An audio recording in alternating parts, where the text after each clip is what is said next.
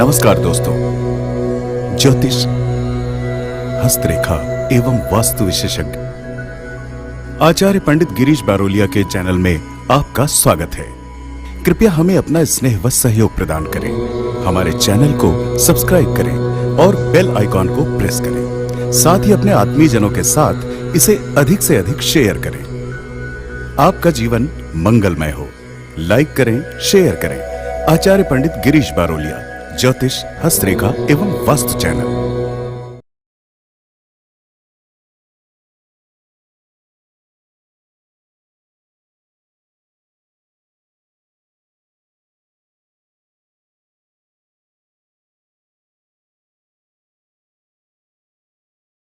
राधे राधे, जय श्री कृष्णा। नमस्कार, मैं आचार्य पंडित गिरीश बारोलिया। गायत्री महामंत्र।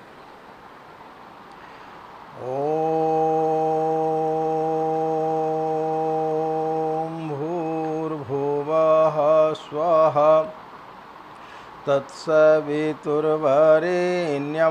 भर्गो देवस्य धीमहि धियो यो नः प्रचोदयात्। अखण्डमण्डलाकारं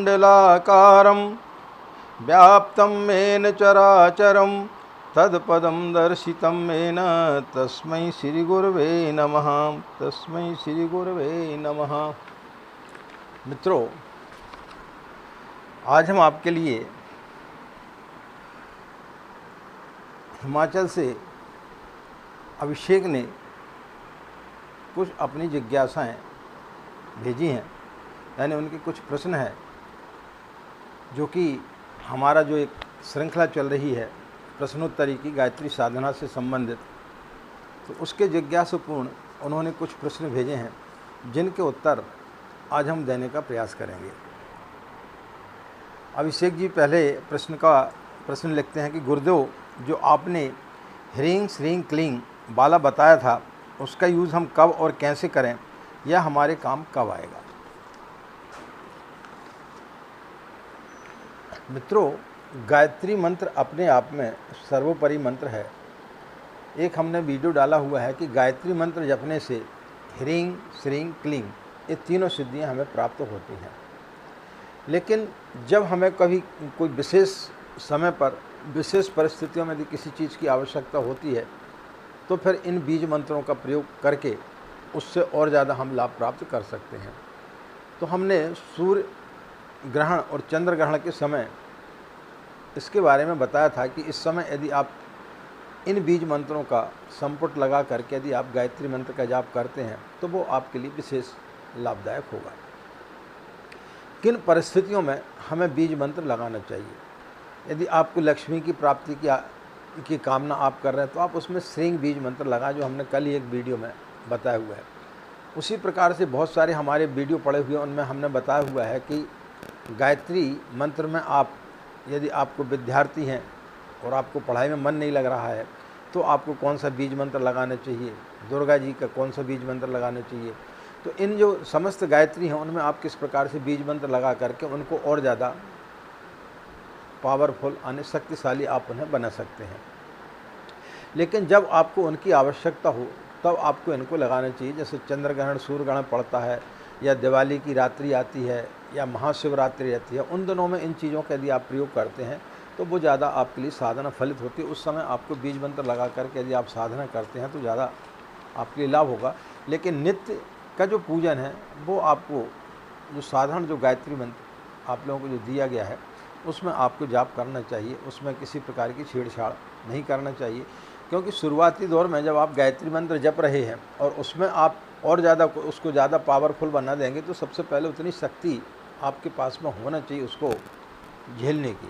तो इसलिए आपको पहले धीरे धीरे इसका अभ्यास बढ़ाना चाहिए, और जब आपका अभ्यास ज़्यादा हो जाए तब इन बीज मंत्रों का आपको प्रयोग करना चाहिए। एक दिन में कितनी माला सबसे उत्तम मानी जाती? 1, 3 या 11? आपको जितनी भी माला जपना है, सबसे पहले तो आप जो भी माला का आप संख्या चयन करते हैं वो विषम संख्या में आप करें। 1, 3, 5, 7, 9 या 11। आपके समय के ऊपर निर्भर करता है, क्योंकि हम जो प्रश्न का उत्तर बता रहे हैं उसमें बहुत सारे लोग इसको सुनेंगे। किसी के पास में समय नहीं, हमने यदि बोल दिया कि 3 माला का जाप करनी चाहिए और उसके पास में 3 माला जाप करने का समय नहीं है, तो जिसके पास में जैसा समय है उस समय के आधार पर उसको पहले एक संकल्प ले लेना चाहिए कि आज से जो है हम नित्य 1 माला, 3 माला या 5 माला, 7 माला, 9 माला, 11 माला का हम नित्य जाप करेंगे। तो वो आपके समय काल परिस्थिति के ऊपर निर्भर करता है कि आपको कितना समय आपके पास में है। लेकिन इसमें आपको ये ध्यान रखने वाली बात है कि आपने जितनी माला का आपने संकल्प ले लिया है, फिर उतनी माला का आपको नित्य जाप करना चाहिए। ऐसा नहीं कि आज आपने 1 माला कर लिया, कल आपने 7 माला कर ली, परसों आपने 11 माला कर ली और फिर आपने जो है 2 दिन तक माला ही नहीं की। इस प्रकार से नहीं होना चाहिए। आप एक संकल्प ले लें, उस संकल्प के तहत आपको चलना चाहिए कि हमें कितनी माला हम कर सकते हैं, उसका आप चिंतन करें, मनन करें और उसके पश्चात आप उसका निर्णय करें, उसका संकल्प लें कि अब आपको नित्य जो है कितनी माला का जाप करना है। तो आप 1 माला, 3 माला, कम से कम आपको नियमित जो है ना 3 माला का आपको अवश्य जाप करना चाहिए। उससे आपकी साधना और गायत्री मंत्र का लाभ आपको बड़े जल्दी प्राप्त होता है। लेकिन संकल्पित होकर के फिर आपको करना चाहिए तो ज़्यादा आपको लाभ मिलेगा। तीसरा इनका प्रश्न है, शाम और सुबह ब्रह्म मुहूर्त दोनों में सबसे उत्तम कौन सा होता है? सबसे उत्तम समय ब्रह्म मुहूर्त का माना जाता है, क्योंकि उस समय किसी प्रकार का कोई भी शोरगुल नहीं होता है और जब आप सो कर के उठते हैं तो आप एकदम बिल्कुल फ्रेश रहते हैं। जब आप स्नान आदि करके बैठते हैं तो आपकी वो पूरी थकान मिट चुकी होती है, तो उस समय आप तैयार रहते साधना के लिए। उस समय आपका मन इधर उधर नहीं भटकता है। तो ऐसी स्थिति में आप जब मंत्र का जाप करते हैं तो वो बड़े जल्दी फलित होता है, क्योंकि किसी प्रकार का कोई भी शोरगुल इत्यादि उस समय नहीं होता। शाम के समय व्यक्ति दिन भर का हारा थका रहता है और उसके पश्चात जब पूजन करने बैठता है तो फिर उसका उतना मन उसमें नहीं लगता है। इसलिए जब भी बन सके तो शाम के समय आप यदि ज़्यादा माला का जाप कर रहे हैं तो शाम के समय आप कम माला का जाप करें, लेकिन शाम के समय आपको नियमित जो है आरती जरूर करना चाहिए। आपकी पूजा स्थली पर आरती का क्रम आपको जरूर रखना चाहिए। नित्य आपको आरती अवश्य करना चाहिए। यदि आपकी नौकरी ऐसी है कि आप शाम के लेट आते हैं तो आपके परिवार के जो है महिलाओं को पूजा स्थली पर आरती अवश्य करना चाहिए। तो सबसे उत्तम समय ब्रह्म मुहूर्त का रहता है, ब्रह्म मुहूर्त में आपको करना चाहिए। एक और हम आपको बात बताना भूल गए कि यदि आपके पास में समय है और आप 11 माला का नित्य आप जाप कर सकते हैं तो 1 साल की हमने एक सहस्त्रांशु साधना का एक वीडियो डाला हुआ है। तो आप एक सहस्त्रांशु साधना कर सकते, 1 साल की वो होती है। उसमें आपको नित्य जो है 11 माला का जाप करना पड़ता है और रविवार का आपको उसमें व्रत करना पड़ता है। प्रत्येक रविवार को आप थोड़ा सा हवन कर लें और 1 साल तक यदि आप नित्य 11 माला का जाप करते हैं तो निश्चित रूप से आपके लिए उसमें ज़्यादा सफलता प्राप्त होगी।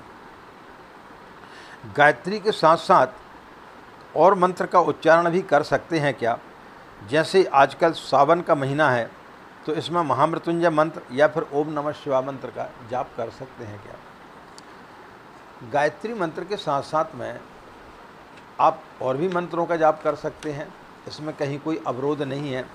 श्रावण सोमवार का जो श्रावण मास का जो समय चल रहा है, सभी लोग भगवान शिव की आराधना करते हैं। शांति कुंज में भी अलग से एक शिवालय बना हुआ है, वहाँ पर नित्य उनकी पूजन होती है देव संस्कृति विश्वविद्यालय में। तो ऐसा कुछ नहीं है कि यदि आप गायत्री मंत्र का जाप कर रहे हैं तो आप अन्य मंत्र का आप जाप नहीं कर सकते। लेकिन भटकाव किस स्थिति में आता है कि जब आप एक साथ जो है 10-15 मंत्रों का आप जाप करना प्रारंभ कर देते हैं और आप भ्रमित हो जाते हैं कि किस मंत्र का जाप करना चाहिए, किसका नहीं करना चाहिए। उस समय स्थिति आपकी थोड़ी सी गड़बड़ हो जाती है। तो गायत्री मंत्र के साथ में आप अन्य मंत्र का भी जाप कर सकते हैं, इसमें किसी प्रकार का कोई भी दोष नहीं है। आप निश्चित रूप से श्रावण का जो महीना चल रहा है उसका पूर्ण रूप से आप लाभ उठाएं, भगवान शिव की आराधना करें, महामृत्युंजय का जाप करें और महामृत्युंजय मंत्र के साथ साथ में आप ओम नमः शिवाय मंत्र का भी आप जाप कर सकते हैं। उसमें कहीं कोई परेशानी नहीं है। आप नियमित रूप से भी महामृत्युंजय मंत्र का जाप कर सकते हैं। 5वां और इनका अंतिम प्रश्न है, और जब भी माला करने बैठते हैं तो माला को पवित्र या शुद्ध कैसे करें और कौन से मंत्र से करते हैं? जब हम मंत्र का जाप करते हैं और आप यदि नई माला खरीद करके लाए हैं तो फिर उसको जो है आपको पहले उसका शुद्धिकरण आपको करना चाहिए। उसके विधान बहुत लंबे चौड़े हैं, लेकिन हम आपको छोटा सा विधान बता देते हैं। जैसे आप माला खरीद करके लाए, आपको जाप करना है गायत्री का, और आप तुलसी या चंदन की माला लेकर के आए। ये हमेशा याद रखें कि गायत्री मंत्र का जाप हमेशा तुलसी या चंदन की माला से करना चाहिए। रुद्राक्ष की माला से गायत्री मंत्र का जो है वो तांत्रिक साधना जो है वो रुद्राक्ष की माला से की जाती है। तो जब भी आप माला खरीद करके लाते हैं, एक प्लेट बढ़िया सजा लें, उसमें स्वास्तिक आदि बना दें, कुछ थोड़े से फूल इत्यादि रख दें, उसमें माला को रख दें और थोड़ा सा गंगा जल से उसको धो लें, और उसके बाद वहाँ रख करके आप उसमें चंदन, कुमकुम, रोरी इत्यादि आप लगा करके, आपको यदि कोई भी मंत्र नहीं आता है तो आप गायत्री मंत्र बोलते हुए आप उसमें जो है कर्मकांड कर दें, चंदन रोरी वगैरह लगा दें और गायत्री मंत्र के जाप का आप जो है 4-5 बार उच्चारण करके और फिर उस माला से आप जाप प्रारंभ करें तो फिर निश्चित रूप से आपको सफलताएं प्राप्त होंगी। नित्य आपको जो है उसका पूजन नहीं करना है। नित्य जब आप माला को जाप करते तो उसको प्रणाम कर लिया करें और उसके पश्चात गौमुख में रख करके और फिर जब आप उसका करते तो 3 बार जब आपकी समाप्त हो जाती है, 3 बार आप उसको स्पर्श करके मस्तिष्क पर, आँखों पर और कंठ पर, और उसको प्रणाम करके और फिर उसके पश्चात उसको रख देना चाहिए। उनका विसर्जन मंत्र भी आता है, लेकिन जब वो कोई आप बड़ी साधना करते हैं तब माला का आह्वान मंत्र भी होता है और माला को विसर्जन करने वाला ही मंत्र होता है। लेकिन दैनिक साधनाओं में इसके करने की आवश्यकता नहीं है, क्योंकि आपके पास समय नहीं रहता, और जब आप पूरा समय यदि आप कर्मकांड में निकाल देंगे तो फिर बाकी काम आप कब करेंगे। इसलिए माला का शुद्धिकरण, माला को जो है उस समय किया जाता है जब आप नई माला खरीद के लाते हैं, तो उसको तुरंत जो है आपको बगैर उसकी पूजा पाठ किए आपको उससे माला से जाप नहीं करना चाहिए। प्रतिदिन आपको उसकी करने की आवश्यकता नहीं है। प्रतिदिन आप थोड़ा सा उसमें जल छिड़क करके उसका प्रणाम करके और फिर आप उन जाप यदि करते हैं तो फिर आपके लिए निश्चित रूप से सफलता प्राप्त होगी। तो मित्रों, आशा है अभिषेक जी आपको आपकी जो भ्रांतियां थी वो दूर हो गई होंगी, और आपके साथ साथ में इसी प्रकार की भ्रांतियां और भी कई दर्शकों की होगी जो हमारे वीडियो को सुन रहे हैं, उनकी भी भ्रांतियां आपके इन प्रश्नों के माध्यम से दूर हो गई होंगी।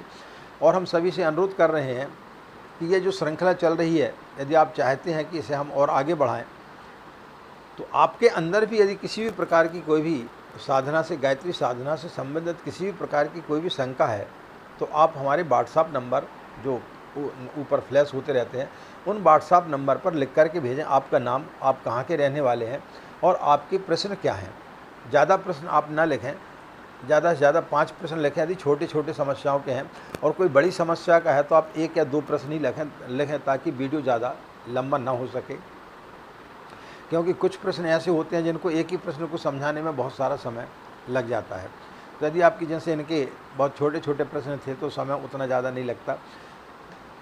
तो आपके यदि प्रश्न है तो आप निश्चित रूप से व्हाट्सएप पर भेजें, हम उनको हमारे वीडियो में लेंगे। आपका नाम भी बताएंगे कि किसने इन प्रश्नों को पूछना चाहा है, और उसको सम्मिलित करके इस श्रृंखला में लोगों की जो भी समस्या है उनका समाधान करने का हम और आप एक सेतु बनेंगे और उनकी समस्याओं का समाधान करेंगे। इन्हीं कामनाओं के साथ में कि आपका दिन मंगलमय हो, आप लोग खुश रहें, मस्त रहें, माँ गायत्री का असीम कृपा इसी प्रकार आप लोगों को बनी रहे। हमें आज्ञा दें। नमस्कार। ओम शांति।